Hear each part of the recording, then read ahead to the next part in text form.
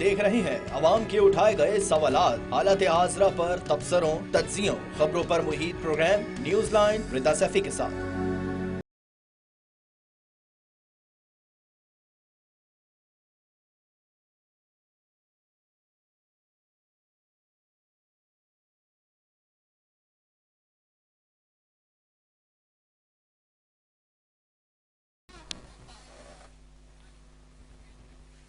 अस्सलाम वालेकुम, मैं हूँ रिदा सैफी। लगता है कि खित्ते और ये खित्ता यानी कि बर्र-ए-सग़ीर आज भी 20वीं सदी में मौजूद है। वही मुतसाबाना सोच, वही झूठ, वही जंगी जुनून और नारे। क्या ये देखते नहीं कि दुनिया कहाँ से कहाँ तरक्की के मंजिल तय कर चुकी है और आगे बढ़ने की रफ्तार क्या है? क्या हमें नजर नहीं आता कि तरक्की करती दुनिया ने खुद को कैसे बदला है, अपनी सोच कैसे बदली और किस टेक्नोलॉजी की मदद से तरक्की भी की और अपने अपने मुल्क का दिफा भी मजबूत किया है।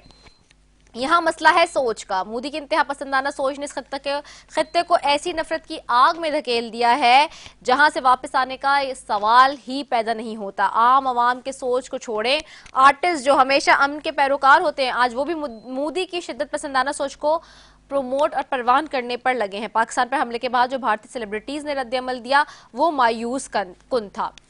अदाकार सिद्धार्थ ने एक्स पर लिखा कि ऑपरेशन सिंदूर की कामयाबी कौम की हिफाजत के लिए हमारी मुसल्लह फौज के अज़म की अक्कासी करती है। काजुल ने लिखा हमारी मुसल्लह फौज का एहतराम और शुक्रिया, जय हिंद।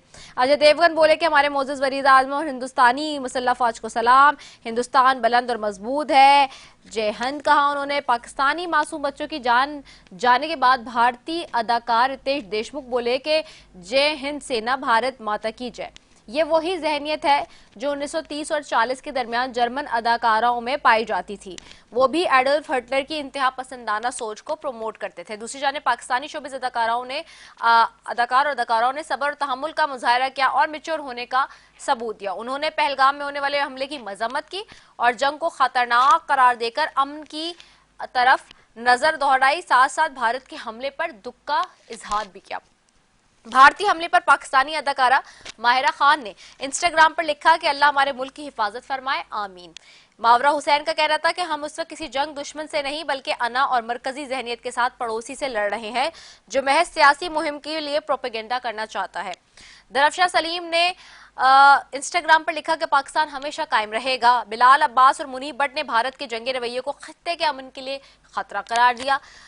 इसी तरह फवाद खान और आनिया आमिर ने सूरत हाल को मजीद बिगड़ने से रोकने के लिए अफहाम तफहीम और कशीदगी के खात्मे पर अच्छी तरह से जोर दिया। इससे आप दोनों ममालिक के नजरियात का अंदाजा लगा सकते हैं। दूसरी जानिब अमरीका की जानिब से जो सीज फायर कराया गया है इस पर भी कई शक व शुबहात जाहिर किए गए हैं। जराये का कहना है कि जुम्मे की सुबह अमरीकी हुकूमत को एक खतरनाक इंटेलिजेंस रिपोर्ट मौसूल हुई जिसने व्हाइट हाउस को फौरी कार्रवाई पर मजबूर किया। सवाल यह कि आखिर ऐसा क्या खतरनाक था? क्या बात एटमी हमले तक पहुंच गई थी? हम कल से यही कह रहे हैं कि पड़ोसी बयानिए की जंग हार चुके हैं। आज वही आवाजें भारत के अंदर से भी उठने लगी हैं। इंडियन एक यूट्यूबर है जिन्होंने जो कहा है, आइए वो आपको सुनवाते हैं। ऑपरेशन सिंदूर के सीज फायर के बाद प्रधानमंत्री ने आज पूरे देश को संबोधित किया। काफी इमोशनल, काफी गुस्से में लगे प्रधानमंत्री नरेंद्र मोदी, क्योंकि हमने जैसा कल भी कहा कि कहीं ना कहीं अगर एक युद्ध लड़ा जाता है तो वो बैटल फ्रंट पर लड़ा जाता है और दूसरा होता है ऑप्टिक्स और जो प्रोपेगेंडा का युद्ध है। और कहीं ना कहीं उस ऑप्टिक्स, उस प्रोपेगेंडा और उस इंटरनेशनल मैसेजिंग में हमसे थोड़ी सी चूक हो गई। जहां तक इससे अंदाजा होता है कि मोदी का ये जो फॉल्स फ्लैग ऑपरेशन था जिसको वो अपने इंतहा पसंद बयानिए को मजबूत करना चाहता था वो बुरी तरह इस बार नाकाम हुआ है। इस हवाले से ख्वाजा आसिफ ने क्या कहा, ये वो सुनते हैं। उनको अपनी होम ग्राउंड पे जो हमसे नुकसान पहुंचा वो तो पहुंचा ही है, हम तो खैर दुश्मन हुए, लेकिन उनकी अपनी होम ग्राउंड में जो पार्लियामेंट में लोकसभा के अंदर जो उनके साथ हुआ है, जो मीडिया में हो रहा है, जो पब्लिक ओपिनियन जो है उनके खिलाफ हुआ है, तो मेरा ख्याल है कि this is a very desperate attempt to salvage his reputation as a leader और एज प्राइम मिनिस्टर। अदरवाइज मेरा ख्याल है कुछ सब्सटेंस वहां पे रह नहीं गया उनकी। अब सवाल ये है कि क्या मोदी के दिन वाकई गिने जा चुके हैं? भारत को इससे हासिल क्या हुआ है? इंटरनेशनल सतह पर भी आपको मुंह की खानी पड़ी। भारतीय तज्जियाकार क्या कहते हैं, आइए वो भी सुनते हैं। सोचिए, जो आशा थी वो ये थी कि अब हमेशा के लिए आतंकवाद की जड़ खत्म हो जाएगी, पाकिस्तान को भारत हमेशा के लिए सबक सिखा देगा, दोबारा हमारी तरफ देखेगा नहीं। क्या हम इस जंग से, या जो भी आप जिसे संकट कह रहे हैं, हम वो हासिल कर पाए? जी, हम कुछ भी हासिल नहीं कर पाए हैं। और हुआ क्या है, जो हमारी स्टैंडिंग थी, इंटरनेशनल स्टैंडिंग थी, मेरी असेसमेंट में वो भी गिर गई। इस कशीदगी के बाद पाकिस्तान में बनने वाले सियासी माहौल पर आ जाएं तो तहरीक इंसाफ बल्कि बैक फुट पर चली गई है। ना कोई बयान आ रहा है, ना ही कोई हिकमत अमली बन पा रही है। एक सवाल जो जहन में चल रहा है वो ये कि क्या हालिया कशीदगी से पीटीआई को सियासी नुकसान भी हुआ है क्या? इसी सब पर बात करेंगे। हमारे साथ सबसे पहले मौजूद हैं सेंटर फलकनाज हैं पीटीआई से, मेरे साथ मलिक अब्दुल गफ्फार डोगर हैं एमएनए हैं पीएमएलएन से, और मेरे साथ Shahida Rahmani MNA Peoples Party से। तीनों मौजूद मेहमानों का बेहद शुक्रिया। सेंटर फलकनाज साहब आपकी तरफ होंगे। सेंटर फलकनाज साहब, जो हुआ, जिस तरह हुआ, वो हम सबके सामने है। भारत को इस वक्त पूरे खत्ते के अंदर ना सिर्फ बल्कि दुनिया के अंदर मुंह की खानी पड़ी है। आप कैसे देखते हैं सारी सिचुएशन को?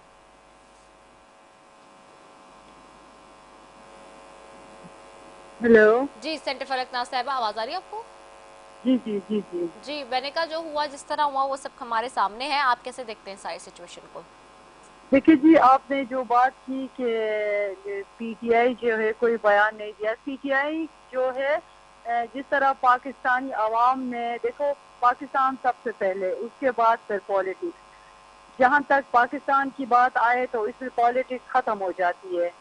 पाकिस्तान के आवाम ईमान से शर्मसार, जिस तरह अपने पाक फौज, पाक फिजाया और के साथ दिया, और स्पेशली पाकिस्तान तहरीक इंसाफ के जो वर्कर्स है जिन्होंने सोशल मीडिया पे जिस तरह पाक फौज के जो मोराल उन्होंने हाई किया, जिस तरह उसके लिए सोशल मीडिया में बयान दिए, और मेरा लीडर इमरान खान जो है जेल में होते हुए उसने जो ट्वीट किया, पूरी दुनिया में उसने तहलका मचा दिया। जहाँ तक पाक फौज की बात है, पाक फिजाया की बात है, मैं अपने आपके चैनल की वसादत से मैं मुबारकबाद पेश करती हूँ और फख्र महसूस करती हूँ कि मैं एक ऐसे मुल्क में हूँ और मेरे फौज है जिस पे मुझे फख्र है, और पाक फिजाया पे स्पेशली हम फख्र करते हैं। खराज तहसीन पेश करती हूँ अपने पार्टी की तरफ से और अपनी तरफ से, पूरे पाकिस्तान की आवाम की तरफ से। लेकिन ताजुब ये हुआ कि जो मोदी के यार है नवाज शरीफ और मरियम नवाज शरीफ, जब भारत ने जो बुज़दिलाना हरकत की पाकिस्तान के ऊपर, जो पहलगाम में जो कुछ हुआ, उसके बाद जिसने जो बुज़दिलाना हरकत की, मजाल है कि उसने कोई बयान जारी करते या भारत के खिलाफ या मोदी के खिलाफ। ये इमरान खान थे, जब पुलवामा में हमला हुआ 2019 में, खान साहब ने सबसे पहले उसने बयान दिया और नेशनल असेंबली में उसने खिताब किया, आवाम के साथ उसने खिताब किया।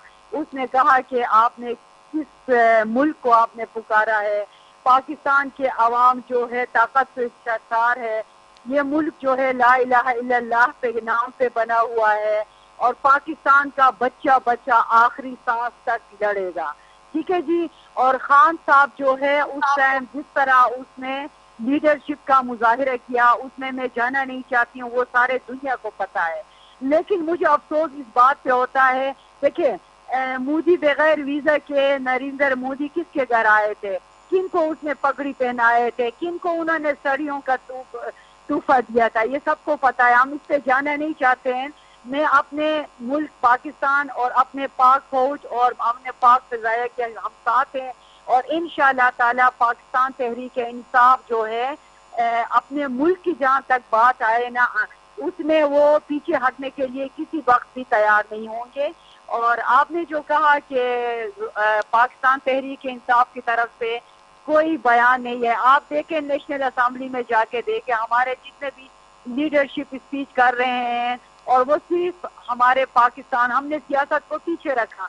जो कुछ हमारे साथ हुआ, हमने अपनी आना, अब सब कुछ हमने पीछे रखा है। ठीक है, पाकिस्तान के लिए और पाकिस्तानी फौज के लिए। पाकिस्तान है तो हम है।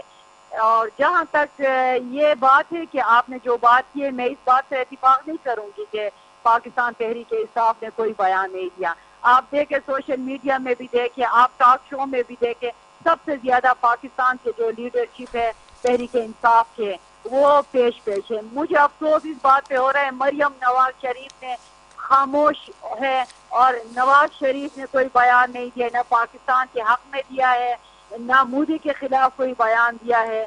मैं आपकी इस बात में रीदा साहिबा एग्री नहीं करूंगी। ठीक हो गया, ठीक है सेंटर फलकनाज साहिबा, बयान की बात नहीं, जो सवाल इस हवाले से था कि जो हिकमत अमली है सियासी मामले पे, इस हवाले से नहीं, सियासी मामले पे, और जो इस वक्त हुकूमत इस मामले को सारा लेके गई है, आप तो अपोजिशन एज अपोजिशन समझते हैं कि हुकूमत की हिकमत अमली ठीक थी, opposition is playing the front role और उसने सही किरदार अपना निभाया इस सिचुएशन में सारी? जी सेंटर फलकनाज साहिबा। जी सवाल आपको मेरा समझ आया? आप जरा दोबारा जी, सवाल मेरा इस हवाले से था आपसे कि बयान का मतलब ये था कि ऑपोजिशन की हिकमत अमली और बयान इस सारे मामले पर क्या है, क्या वो समझते हुकूमत ने सारे मामले को इन अ गुड वे ट्रीट किया, हैंडल किया? दोबारा बताइए जी, मैं जरा सफर में हूँ, मुझे आवाज आपकी कटी हुई आ रही है। अच्छा, हम दोबारा चले जाएंगे आपके ऊपर, क्योंकि मैं बार बार नहीं सवाल दोहरा सकती, मैं 3 दफ़ा पूछ चुकी हूँ। मैं मलिक अब्दुल गफ्फार डोगर साहब की तरफ जाऊँगी। मलिक अहमद गफ्फार डोगर साहब, इस वक्त जो हम देख रहे हैं मुतसबाना सोच, झूठ, जंगी जुनून के नारे हमने देखे भारत की तरफ से आए।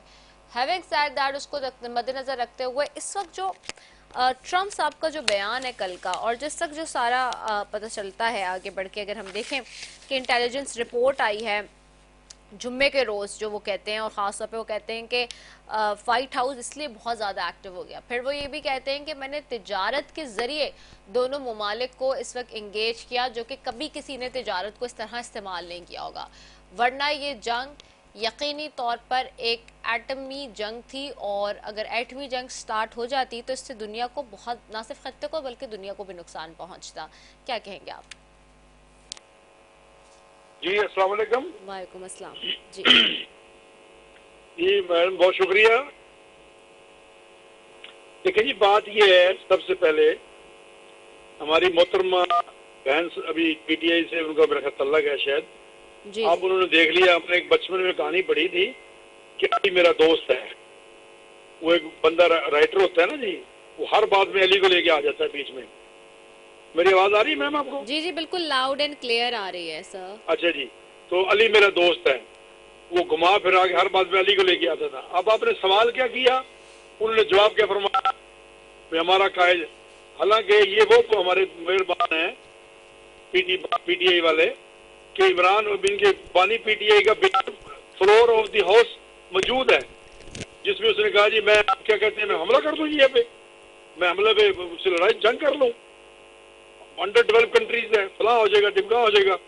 अच्छा, अगली बात, इसमें कोई शक नहीं है, इन्होंने जो भी बात की है ना मीडिया पे, सोशल मीडिया पे, पाक फौज के साथ ही खड़े हुए हैं। इन्होंने घुमा फिरा के अपने चेयरमैन पीटीआई का नाम भी जिक्र लिया इन्होंने कि आज वो होता, वो ये कर देगा, जब तक वो नहीं आएगा ये हो जाएगा, वो हो जाएगा।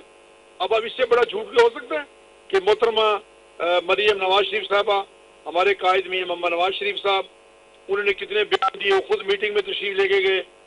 मियां शहबाज शरीफ साहब ने क्या ऑर्डर पास किए, क्या जो ये पाकिस्तान के चीफ एग्जीक्यूटिव हैं, प्राइम मिनिस्टर पाकिस्तान के हुक्म के बगैर कोई कुछ काम हो सकता था? ये तमाम उनकी कोशिश से, उनकी दुआओं से, पूरी कौम की दुआओं से हम इस मंजिल पे पहुंचे हैं। दूसरी बात रहेगी, ये आरएसएस वाले, ये आपको इस बात का अंदाजा है कि हिंदू का इसका अखंड भारत का नारा है, इसका मोदी साहब हमेशा ये अखंड भारत, उसमें आपको अंदाजा है किनके, उसमें उसने भारत को भी शामिल किया हुआ है, मालदीव को भी शामिल किया है, नेपाल को भी शामिल किया हुआ है, और भी 1-2 मुल्कों को। जो असेंबली के अंदर मैप लगा हुआ है उसमें सब भारत को उसने शो किया हुआ है। ये उनका एक जनूनी बंदा है वो, और इंतहा पसंद आदमी है, उसकी वजह से दोनों मुल्कों को डिस्टर्ब किया, हमारी आवाम को, पाकिस्तान के 25 करोड़ लोगों को, हिंदुस्तान के गरीब 1.5-2 अरब लोगों को सूली पर टांगे रखा 15 दिन। और बाकी रही बात, बिल्कुल हमने उनको पगड़ियां पहनाई हमारे कायद ने। हम तो आज भी इस बात पे कायम खड़े में हैं कि झगड़ा, लड़ाई, जंग, फसाद किसी मसले का हल नहीं है। हम अंडर डेवलप कंट्री हैं, पाकिस्तान भी, हिंदुस्तान भी, गरीब लोग हैं। ये तमाम ताकत हमें अपने गरीब लोगों की फलाह के लिए खर्च करनी चाहिए। ये खरबों रुपया, 80 अरब रुपए वाला मुल्क और 8 अरब वाला मुल्क कौन सी ताकत है जिसने कामयाबी दिलवाई? ये माज मेरे रब का फजलो करम। और जो इस वक्त हुकूमत कर रहा है बंदा, प्राइम मिनिस्टर पाकिस्तान मियां मोहम्मद शहबाज शरीफ साहब, कायद मियां मोहम्मद नवाज शरीफ साहब और सिपाही सलार हाफिज आसिम मुनीर साहब, उनकी नेक नीति, उनकी कोशिश, उन्होंने सुन्नत नबी सल्लल्लाहु अलैहि वसल्लम की पैरवी करते बुनियाने मरूज के नाम से रखा उसका नाम, फजर की नमाज पढ़ के काम शुरू किया। मैं समझता हूँ उसकी बरकत से अल्लाह पाक ने हमें सुरखरू किया है। आप मेरी बात लिख ले आपके, और पूरी दुनिया में इस वक्त पाकिस्तान को इज्जत की, आप देखिए लोग बता रहे हैं कि टेलीग्राम में वहाँ लिखा हुआ जो उनका अमेरिका का सबसे बड़ा अखबार, उन्होंने कहा कि चाइना के टेक्नोलॉजी को आप इतना हल्का ना लें। और पाकिस्तान मुस्लिम लीग नून का ये पीटीआई वाले क्या मुकाबला कर सकते हैं? पाकिस्तान मुस्लिम लीग नून जब से आई है पाकिस्तान में, पंजाब में बिलखुसूस आपको काम होते हुए नजर आएंगे। किसी शोबे को आप टच कर लें। आपके तवज्जो से और खबर देना चाहता हूं आपको मैं कि इस साल जो सरकारी हज होने जा रहा है उसका भी आपके तवज्जो से मियां मोहम्मद शहबाज शरीफ साहब को, सेक्रेटरी हज को, डीजी हज को और मिनिस्टर हज को मुबारकबाद देना चाहता हूं आपके तवज्जो से। वो भी दुनिया पर पाकिस्तान के तरीक का सरकारी हज नंबर 1 होने जा रहा है। जो अलराजी कंपनी ने वो संभाला हुआ है उसका भी आपको हाजी बताएंगे। मैं खुद इस दफा सरकारी हज पे जा रहा हूं अल्लाह के फजल करम से, क्योंकि मैं इसलिए मैं जिक्र कर रहा हूं पाकिस्तान का कोई शोबा हो पाकिस्तान की नून लीग गवर्नमेंट में, उसमें अल्हम्दुलिल्लाह रब्बिल आलमीन अल्लाह पाक ने हमेशा हमें सरबुलंद रखा है। अभी इस फौज की बात जंगी हो रही है, घुमा फिरा के ले आते हैं। अली मेरा दोस्त है भाई, ये पीटीआई वाले सच्ची ईमानदार की बात बताऊं आपको, ऊपर से ऊपर हमारे साथ जरूर थे, इनकी मेहरबानी है भी, ये भी तवक्को नहीं थी हमें, मगर अल्लाह गवाह है मुझे पता है कि अंदर से इंडिया के साथ थे सारे पीटीआई वाले। ये चाहते थे कि फौज खुदा न खास्ता लेट डाउन हो, नून लीग की गवर्नमेंट में खराबी हो। हम हाइपोथेटिकल बात नहीं करते ना दोगे साहब, हम नेशनल टीवी पर हैं, हाइपोथेटिकल बात नहीं करते, अच्छी नहीं बात है। अभी इस वक्त अच्छा माहौल है पाकिस्तान। हाँ अच्छा माहौल तो देखो, मेरी बात हाइपोथेटिकल इल्जाम लगाते ना। हमारी बहन ने अभी जो बात की है, आपने सवाल किया गंदम जवाब चला, वो आपकी बात अपनी जगह राइट है, वो आपकी बात मरियम नवाज शरीफ साहब ने कौन सा किस जगह बात नहीं किया फौज के हक में? कहाँ बात नहीं की मुझे बताएं। कायद में मियां मोहम्मद नवाज शरीफ साहब ने कहाँ बात नहीं की? वजीर आजम कौन है, वो कैसे नहीं खड़े हुए बताएं?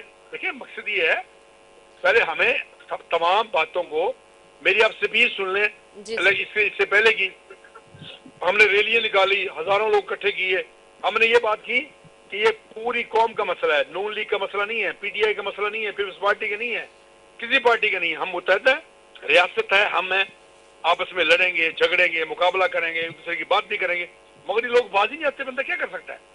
मैं तो मेरे तो जेल में नहीं बात थी ये जो मोहतरमा ने फरमा दी आपके सामने जी कि घुमा फिरा के वही अपने उस जोम से बाहर ही निकलते लोग यार। ये जी वो खुदा मेहरबानी फरमाए, शुक्र करें, सजदा सजूद हो। बाकी रह गया जो बात मोदी की, आपने जैसे फरमाया, आज वो कैसे बेचारा, देखो ना, उसकी जगह खुदा ना खास्ता हम होते, हम कहाँ खड़े होते नून लीग वाले आज, अल्लाह ना करे।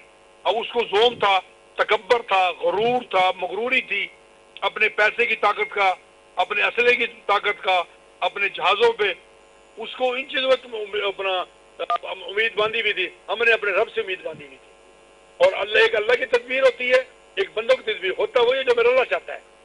ये मैं समझता हूँ सिर्फ और सिर्फ एज ए मुसलमान मैं आपको बता देना चाहता हूँ, आपके तवज्जो से पूरी दुनिया के लोगों को, ये माज मेरे रब का फजल करम के करम के अलावा और कुछ नहीं, ना आगे ना पीछे ना दरमियान में। बाकी बासलाहियत फौज हमारी फजाइया को मैं सलूट पेश करता हूँ।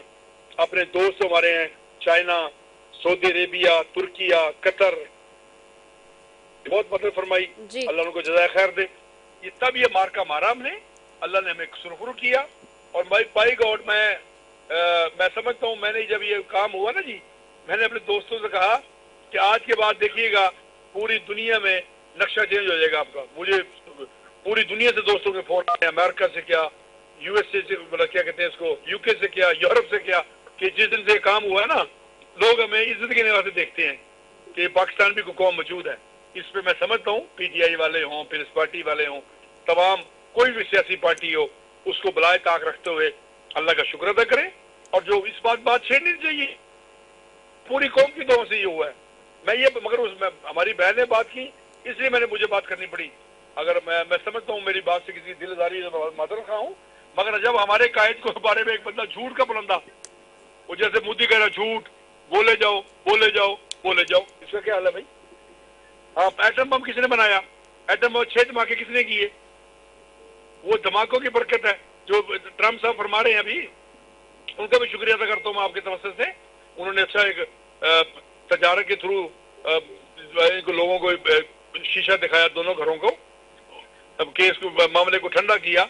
हम उसके मशहूर हैं उनके। हम एटम बम जब चलाया मियां नवाज शरीफ साहब ने 6 धमाके किए, वो आज भी उसी बरकत से, उसी ताकत से अल्हम्दुलिल्लाह हम सरबुलंद हैं और पाकिस्तान क़यामत की सुबह तक इंशाअल्लाह सरबुलंद रहेगा इंशाल्लाह जी। मैं शाहिदा रहमानी साहिबा की तरफ जाती हूँ जी। बल साहब, मैं आपकी बात सुनिए, मैं शाहिदा साहिबा की तरफ जाती हूँ। शाहिदा साहिबा, बहुत शुक्रिया आपका भी। शाहिदा साहिबा, ये जो सिचुएशन हमारे सामने है वो सब हमारे अब सामने है। अब इस वक्त अमेरिका ने सीज फायर कराया है, इस पर भी कई शक व शुबात जाहिर किए गए हैं। एक ज़राए से ये भी पता चलता है कि जुम्मे की सुबह अमरीकी हुकूमत को ख़तरनाक इंटेलिजेंस रिपोर्ट भी मौसूल होती है जिसने वाइट हाउस को फौरी कार्रवाई करने पर मजबूर किया। अच्छा, बिलावल साहब भी उस वक्त बहुत ज़्यादा इंटरनेशनल मीडिया से कनेक्टेड थे और इस चीज़ को बहुत थोरली प्रेजेंट कर रहे थे इंटरनेशनल फोरम्स में।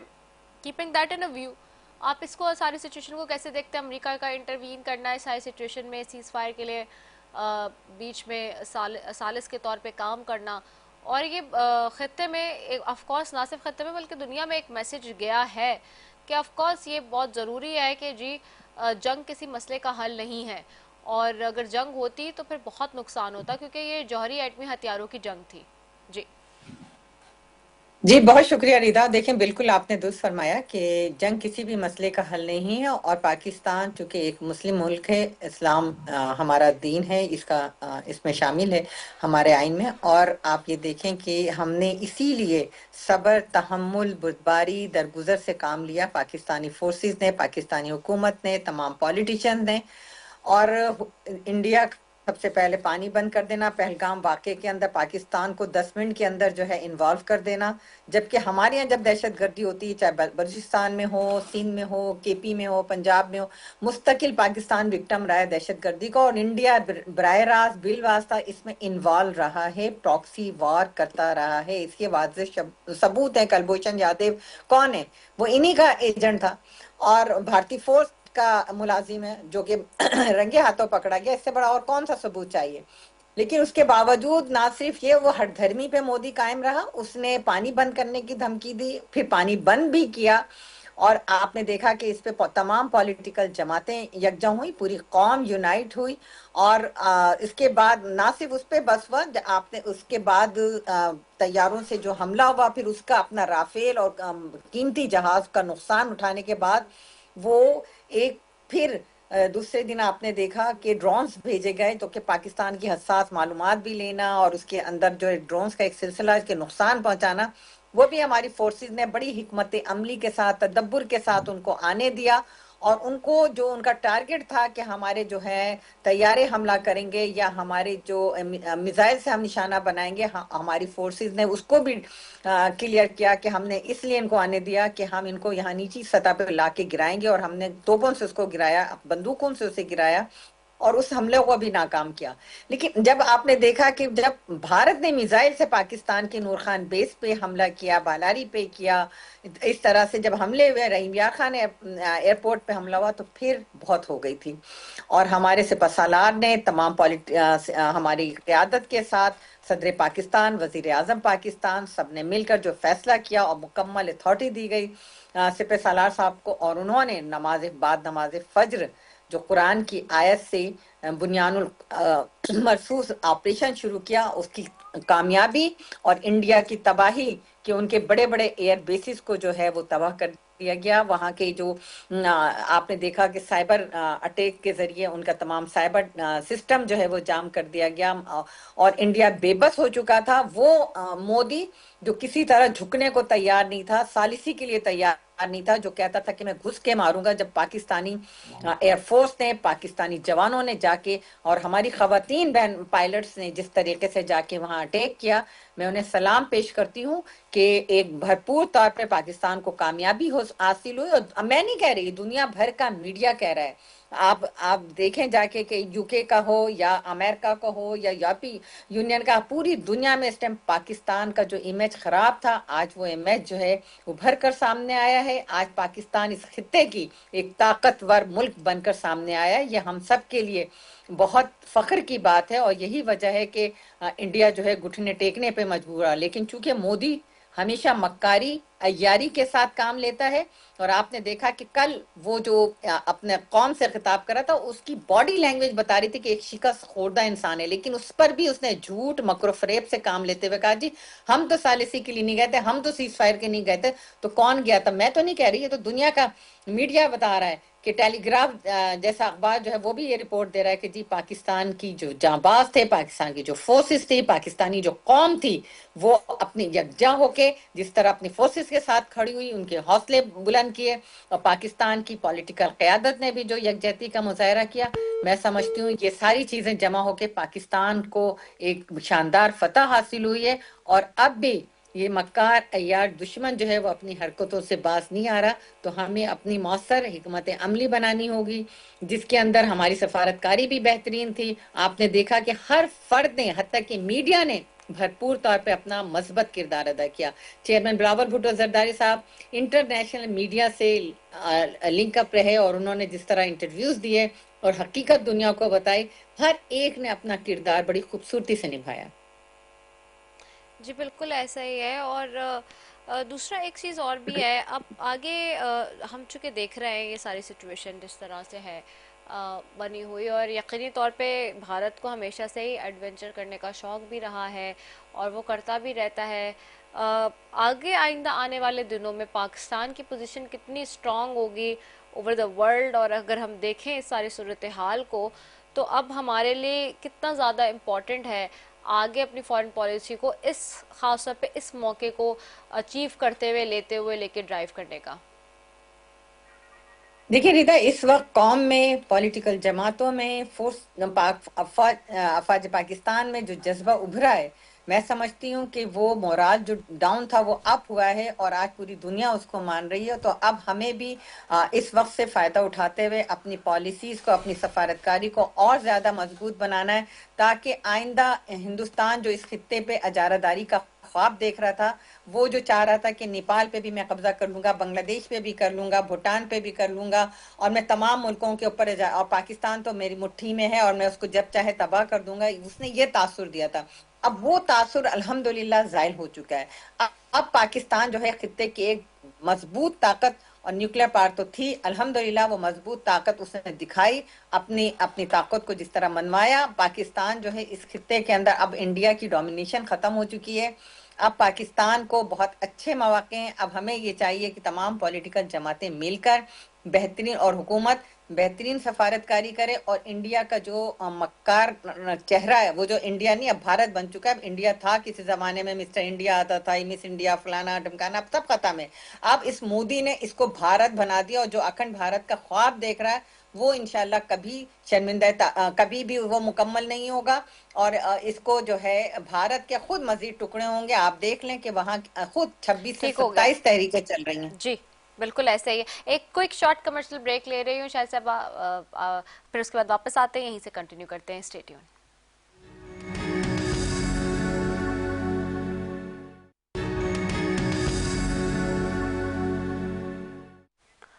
वेलकम बैक नाजरीन, और ब्रेक पे जाने से पहले मैं शायद रहमान साहब से बात करती थी। सेंटर फलक साहब हमारे साथ हैं।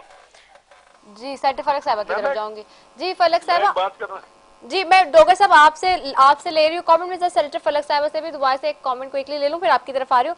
सेनेटर फलक साहब, आपसे भी मेरा सवाल यही है, अमेरिका की जानिब से सीज फायर कराया गया, शक व शुबा जाहिर भी किए गए, लेकिन अब सवाल ये है कि एटमी हमले तक बात पहुंच गई, लेकिन भारत अपनी हरधर्मी पर अभी भी कायम है। कल की मोदी साहब की जो स्पीच है वो हमने सुनी है कि वो किस तरह से बात कर रहे हैं। डिस्पाइट कल्प्रिट होने के बावजूद वो हमेशा से इल्ज़ाम लगाते हैं। आप इस सूरत हाल को कैसे देखते हैं? जी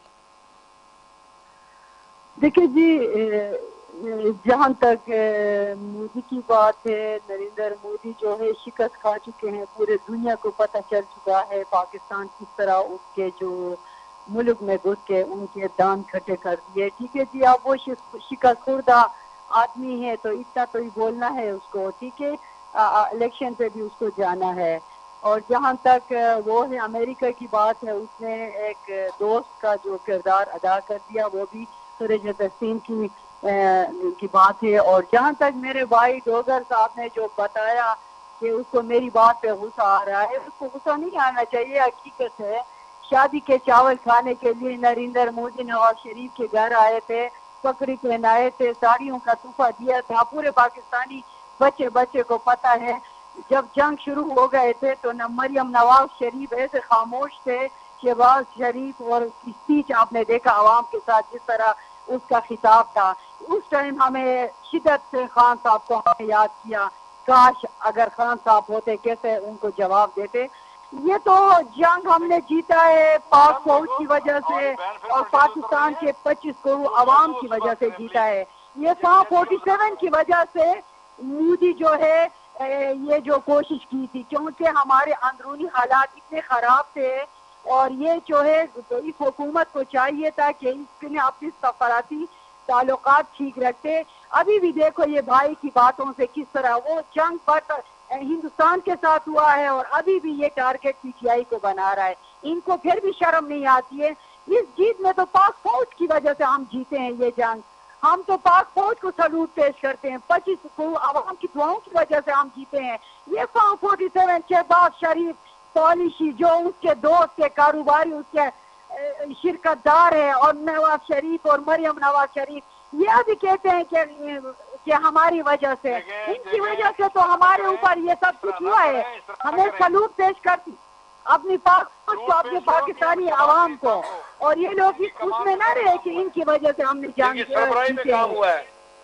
हमने तो अपनी फौज की वजह से जीते। ठीक है जी डोगर साहब, जी आप क्या कह रहे हैं? जी मैं ये कह रहा हूँ अपनी बहन को आपके तवज्जो से कि काइंडली खुदारा प्लीज आप बुग्ज़ नवाज शरीफ से निकल जाएं। आप सलूट मारे पाकिस्तान मुस्लिम लीग नून को, जिनकी कमान में ये सारा फौज ने काम किया। अल्लाह ने मदद फरमाई। मियां मोहम्मद नवाज शरीफ ने इस मुल्क को एटमी ताकत बनाया।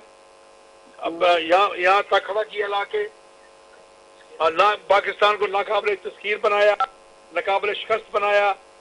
ये क्यों, जैसे आप मोदी बताया नहीं, डोनाल्ड ट्रंप साहब ने बताया नहीं कि लाखों लोग मरने वाले थे, वो किस चीज की वजह से बताया है? वो किसकी बरकत से यहाँ पहुंचे हम? फौज की वजह से। पाक फौज तो हमारे अंदर काम कर रही थी। पाक फौज तो आपका जो मुर्शिद है वो तो बेचारा आप तो कहते इसके मैं छोड़ो, मैं इस मैसेज पर हमारे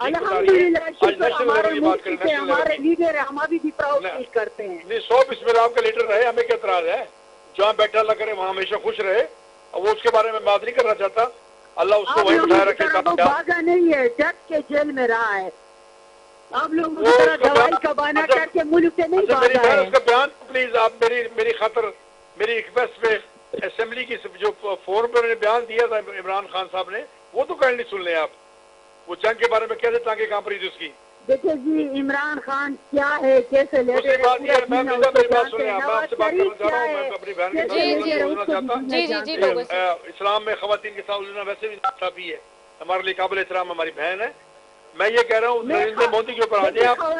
उसकी बात वो देखो, मुझे यकीन है। मैं मेरी आवाज आ रही है आपको? जी आ रही है, मुझे आप दोनों की आवाज आ रही है, लेकिन आप दोनों मैं ये कह रहा हूँ कि तो मुझे ये कभी यकीन है नरेंद्र मोदी साहब को इस्तीफा देना पड़ता कर रहे हैं ना, क्रेडिट देने की। अच्छा आप लोग अगर एक second one at a one time अगर बोलेंगे तो मेरे ख्याल से आवाम को भी पता चलेगा कि कौन क्या कह रहा है और मुझे भी समझ आएगा। आपको तो पता है, हमने ये जंग पाक फौज की वजह से, पाक फिजाए की वजह से और 25 करोड़ आवाम की दुआओं की वजह से जीते हैं। ये 47 की वजह से तो हम नहीं जीते पॉलिसी वजीर आजम से। इसका जो स्पीच है उससे हमें शर्म आ रही थी जिस तरह से स्पीच किया था। अच्छा ठीक हो गया, चले अब मैं डोगर साहब से ले लूं। अब जी मैं अब डोगर साहब से ले लेती हूँ। जी डोगर साहब अब आप बोलिए। जी देखिए मेरी बहन बात ये पता क्या है, जब मैं बात कर रहा हूँ इंटरप्ट नहीं करना चाहिए उन्हें, पहली बात तो ये है। जी जी। जैसे आपने बात की, मैं एग्री कर अगर आप झूठ बोले तो जवाब देना अच्छा, ही अब है। सेनेटर साहिबा, फलकनाज साहिबा, सेनेटर साहिबा, अब आप तहम्मुल कीजिए प्लीज। मैं डोगर साहब से भी पूछ लूँ ना, आपकी बात आ गई है मैडम, मैं उनसे भी ले लेती हूँ बात। जी जी डोगर साहब। देखिए मेरी रिक्वेस्ट ये है कि आप जैसे आपने बताया, मैं एग्री कर गया हूँ कि नेशनल लेवल की बात आज हो रही है, मुत्तहिदा की बात हो रही है, ये बिला वजह अपनी पार्टी को न को छोड़े बीच में। अब मैं बात ये बताना चाहता हूँ आपको, आपके तवज्जुह से पूरी दुनिया को, मुझे यकीन है कि हिंदुस्तान की आवाम इस मोदी को, जनूनी मोदी को, इस गुजरात के कसाई से हिसाब लेंगे। मेरी बात लिख लें आप, ये पाकिस्तान में किसी ने अभी तक बात नहीं की जो मैं करने जा रहा हूँ। जी। मुझे उम्मीद है कि 15-20 दिन के अंदर मोदी इस्तीफा देके भाग जाएगा असेंबली से। लोग छोड़ेंगे नहीं, वो पूछेंगे ना पहला ये एक बहुत बड़ी खबर है जो आप दे रहे हैं। देखे, हाँ, पहलगाम में जो हमला हुआ, हमने हर किस्म की सालसी की पेशकश की कि भाई आप दुनिया के किसी बंदे को सालस मुकर्रर कर लें। अगर पहलगाम में हमने कोई ज्यादती की है, वो बात सामने आ जाएगी। अब फिर इन्होंने हमला। जी ठीक हो गया, बहुत शुक्रिया मलिक अब्दुल गफ्फार डोगर साहब आपका, शायद रहमानी साहब आपका, शायद फलना साहब। मेरे पास प्रोग्राम का वक्त खत्म हो गया है। हमला किसने किया किसने नहीं किया ये तो पूरी दुनिया ने देखा, लेकिन हमारे सियासतदान कब एक दूसरे के साथ मिल बैठकर आगे बढ़ने का सोचेंगे और इस कौम को एक पेज पर लाने का सोचेंगे। पाकिस्तान के बाहर जो दुश्मन हैं उनको अगर हमेशा मुंह तोड़ जवाब देना है तो पाकिस्तान के अंदर हमें अपनी सियासत को टुकड़ों में लोगों को बर्बाद करने के लिए या टुकड़ों में करने के लिए नहीं इस्तेमाल करना होगा। सियासत को इस्तेमाल कीजिए, सियासत कीजिए, लेकिन मुल्क को जोड़ने के लिए। इसी के साथ अपनी मेजबान से दीजिए इजाजत। पाकिस्तान जिंदाबाद।